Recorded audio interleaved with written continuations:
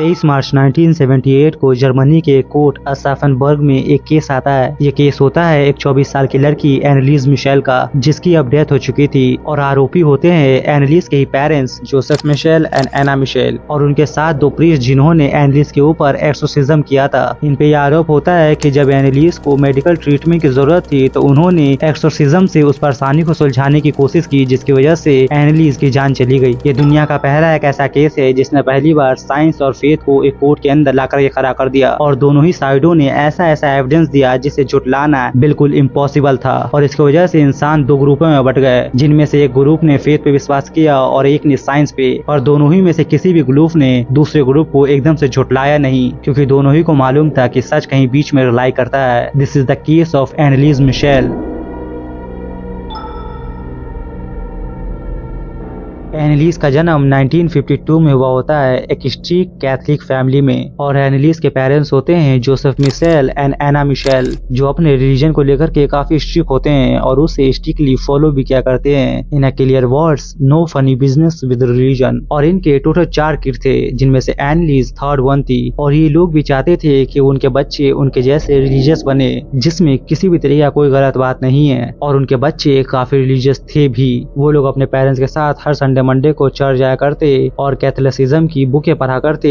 और एनालिस के पेरेंट्स का ऐसा मानना था कि लोगों के इतने ज्यादा गुनाह हैं कि कोई भी इंसान अपने गुनाहों को अपने से कभी खत्म नहीं कर सकता, जिसकी वजह से जो नेक लोग हैं उन्हें खुद को एक डिफिकल्ट सिचुएशन में डालना चाहिए, जिसके बाद वो गुनहगार लोगों की मदद कर सकते हैं उस डिफिकल्ट सिचुएशन में रहने के बाद। और इसी वजह से कई बार एनालिस और उसके सिस्टर हाउस के फ्लोर पे सोया करते थे, खुद को दिक्कत देकर के दूसरों का गुनाह कम करने के चक्कर में। उनकी फैमिली ऐसी चल रही थी और वो लोग काफी अच्छे से चल भी रहे थे। और एनालिस जब 16 साल की हुई तो एक दिन उसे स्कूल में सीजर आता है और वो चक्कर खा करके गिर जाती है। उसके बाद उसको हॉस्पिटल लेकर के जाया जाता है और डॉक्टर कहता है कि एनालिस डायग्नोस्ड है टेम्पोरल लोब एपिलेप्सी नाम की एक बीमारी से।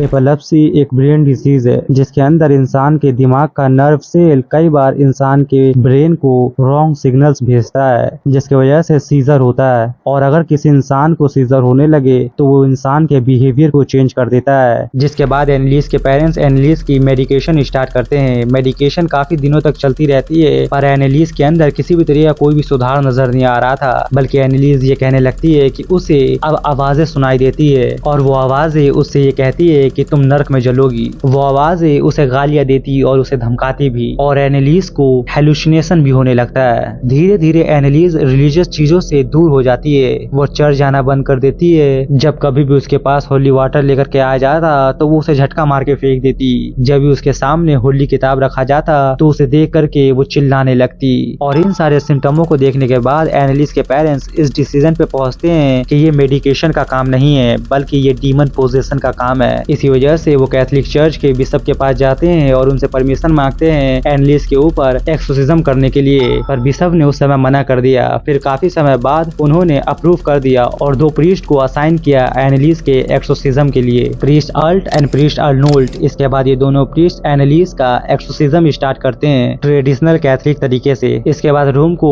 आइसोलेट किया जाता है, रिलीजियस ऑब्जेक्ट एंड बुकों को पास में लाया जाता है। उसके बाद एनालिस को एक बेड के ऊपर लिटा दिया जाता है और दोनों प्रीस्ट स्टार्ट करते हैं अपना एक्सोर्सिज्म। एक्सोर्सिज्म के स्टार्ट के कुछ ही समय बाद एनालिस चिल्लाने लगती है। उसकी आवाजें उसकी नहीं रहती, उसके अंदर से अलग अलग तरीकों की आवाजें आने लगती है। वो अलग लैंग्वेज बोलने लगती, कभी कभी वो रेजिस्ट करती और कभी कभी वो एक ब्लैंक एक्सप्रेशन से प्रीस्टों को घूरने लगती। और एनालिस के हर एक्सोर्सिज्म को प्रीस्टों ने टेप के रूप में रिकॉर्ड कर लिया था। और एक्सोर्सिज्म के दौरान प्रीस्ट को पता चला कि एनालिस के अंदर एक नहीं बल्कि मल्टीपल एंटिटीज है, जिनमें से कुछ नाम थे लूसीफर, जूडोस, हिटलर और केन। और एक्सोर्सिज्म के दौरान प्रीस्टों ने एनालिस के अंदर रहने वाले एंटिटीजों से बात भी की। और जब प्रीस्ट एनालिस के ऊपर एक्सोर्सिज्म क्या करते तो सारी एंटिटीज 1 बाय 1 एनालिस के अंदर से उसकी आवाज चेंज करके बात क्या करते, और सारी ही की सारी रिकॉर्डिंग्स काफी ज्यादा चिलिंग है।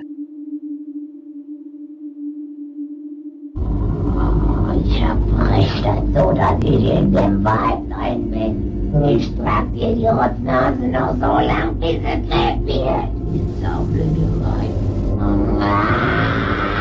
Für uns geht's kein Zurück. Sie in alle Ewigkeit. Sag mir den Namen. Ich, der Judas, und der Lehrer! Kein! Und der Hitler! Fetzt immer! Das ist der 6. Oh, den haben wir gelogen. कभी वो entities priest की ओर देख करके mocking वे में हंसने लगते, कभी वो एंटिटीज वायलेंटली स्क्रीम करते, चिल्लाने लगते। एक्सोर्सिज्म के दौरान एनालिस घंटों घंटों नीलिंग पोजीशन में बैठी रहती। उसके फैमिली के हिसाब से 600 स्कोर वो एक सेशन में बैठी रहती। कभी वो अचानक से अपने सर को वॉल पे मारने लगती, कभी वो वॉल को नोचने लगती। एनालिस की हालत इतनी ज्यादा खराब हो गई थी कि वो अपने घर में रहने वाले इंसेक्टों को चुन चुन के खाने लगी। यहाँ तक उसने एक बार अपने ही यूरिन को फ्लोर से चाटा था। एनालिस का हर एक्सोर्सिज्म सेशन 3 से 4 घंटे चलता था और हर बार प्रीस्टों को उसी हॉरर फीलिंग का सामना करना पड़ता था। ये एक्सोर्सिज्म ऑलमोस्ट 1 साल तक चला, जिसमें एनालिस के ऊपर टोटल 67 बार एक्सोर्सिज्म किया गया। एंड ग्रेजुअली एनालिस ने खाना भी छोड़ दिया था। उसका वजन इतना ज्यादा कमजोर हो गया था कि उसने 1976 आते आते 30 केजी वजन कम कर दिया था। उसके पूरे शरीर पर बेड सोर डेवलप हो गया था। उसका इम्यून सिस्टम कोलैप कर गया था और हरी भरी रहने वाली एनालिस ऑलमोस्ट एक स्केलेटन जैसी दिखने लगी थी। उसकी हालत इतनी खराब हो गई थी कि लास्ट के एक्सोर्सिज्म सेशन में उसकी आवाज भी नहीं निकल रही थी। एंड 1 जुलाई 1976 को फाइनली एनालिस फ्री हो जाती है और मेडिकल रिपोर्ट में आता है कि एनालिस के मौत का कारण था मैल्यूट्रिनेशन एंड डिहाइड्रेशन, जिसकी वजह से एनालिस ने आखिर में अपना दम तोड़ दिया। और जब एनालिस मिशेल की ये केस जर्मनी के कोर्ट में जाती है तो एनालिस के पेरेंट्स एंड प्रीस्टों को नेग्लिजेंट होमोसाइड के आरोप में अरेस्ट कर लिया जाता है और उन पे केस चलता है। एनालिस के पेरेंट्स से कहा गया कि अगर वो लोग फेथ पे ब्लाइंडली बिलीव नहीं करते